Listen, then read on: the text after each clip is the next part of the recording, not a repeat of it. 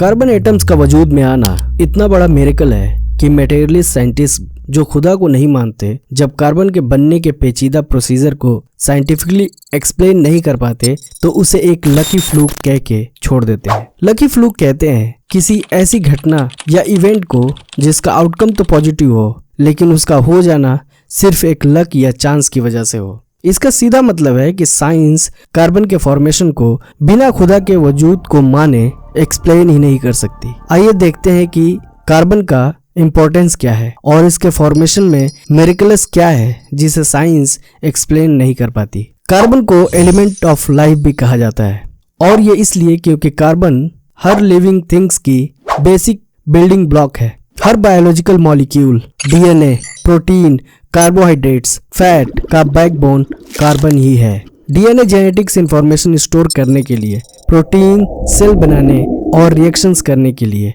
और lipid cell membranes बनाने के लिए सब कार्बन पे डिपेंड करते हैं। अब आइए देखते हैं कि ये कार्बन बनते कहाँ हैं। कार्बन बनाने के लिए बहुत ही एक्सट्रीम कंडीशंस चाहिए जो सिर्फ एक ही जगह मिलती है, बड़े सितारों के कोर में। ऐसा इसलिए क्योंकि कार्बन एटम फॉर्मेशन के लिए बहुत ही ज्यादा हीट और प्रेशर की जरूरत होती है जो मैसिव स्टार्स के कोर में ही अवेलेबल होता है। अब आइए देखते हैं कि इसका फॉर्मेशन मिरेकलस क्यों है। कार्बन एटम्स बड़े स्टार्स के कोर में एक 2 टियर प्रोसेस से बनते हैं। पहले 2 हीलियम एटम्स आपस में फ्यूज करके एक ट्रांजिशनल एलिमेंट बनाते हैं 4 प्रोटॉन्स और 4 न्यूट्रॉन्स के साथ, जिसे बेरिलियम कहते हैं। फिर एक और हीलियम एटम्स फ्यूजन करता है इस बेरिलियम से, जिससे कार्बन प्रोड्यूस होता है 6 प्रोटॉन्स और न्यूट्रॉन्स के साथ। इसमें फर्स्ट स्टेज में 2 हीलियम के फ्यूजन से जो बेरिलियम पैदा होता है वो इस अर्थ पे पाए जाने वाले बेरिलियम से अलग होता है। यह आइसोटॉप स्टेबल होते हैं।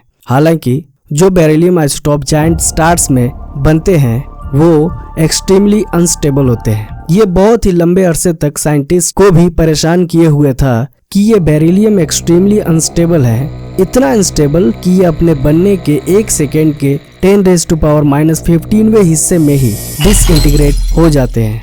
अगर आप 1 सेकेंड के 10,000 अरब हिस्से करें तो जो एक हिस्सा होगा उतना ही टाइम में ये बेरिलियम डिसइंटीग्रेट हो जाता है।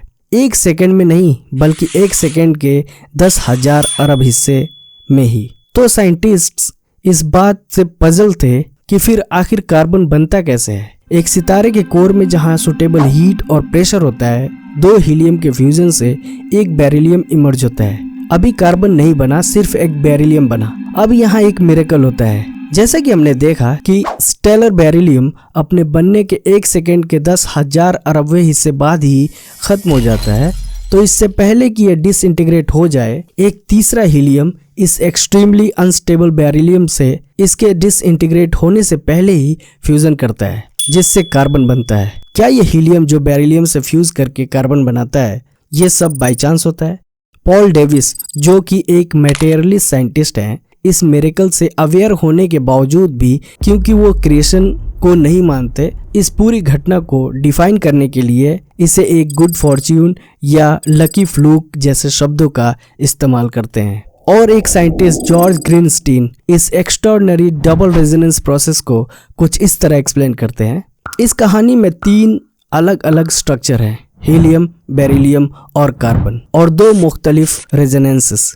यहाँ समझना मुश्किल है कि आखिर कैसे ये एक दूसरे के मुख्तलिफ न्यूक्ली आपस में इतना स्मूथली काम कर रहे हैं।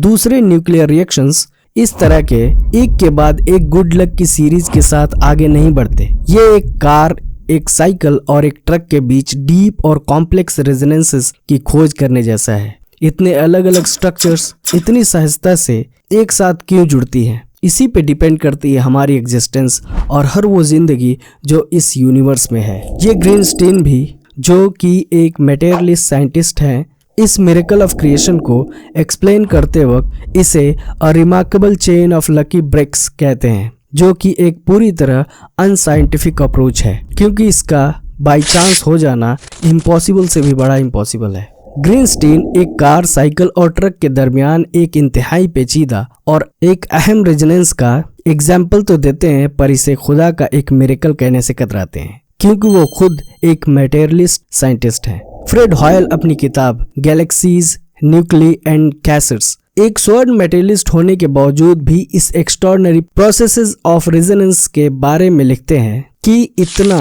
प्रिसाइज स्ट्रक्चर्ड प्रोसेसेस किसी कोइंसिडेंस से हो ही नहीं सकती, और आगे ये भी कहते हैं कि ये किसी डिजाइन का रिजल्ट है। इस कार्बन फॉर्मेशन के मिरेकलस प्रोसेस ने फ्रेड हॉयल को इस कदर इम्प्रेस किया कि वो कन्विंस्ड हो गए कि दूसरे साइंटिस्ट इस फैक्ट को इग्नोर नहीं कर सकते। वो कार्बन फॉर्मेशन के बारे में कहते हैं, मुझे नहीं लगता कि कोई भी साइंटिस्ट जिसने एविडेंस को एग्जामिन किया और उससे ये रिजल्ट ना निकाल लिया हो कि न्यूक्लियर फिजिक्स के लॉज जानबूझ के डिजाइन किए गए हैं कि वो सितारों के अंदर इस तरह के रिजल्ट दें जैसा कि वो करते हैं। अल्लाह ताला कुरान में फरमाता है, This is the creation of Allah, so show me what those other than him have created. Rather, the wrongdoers are in clear error.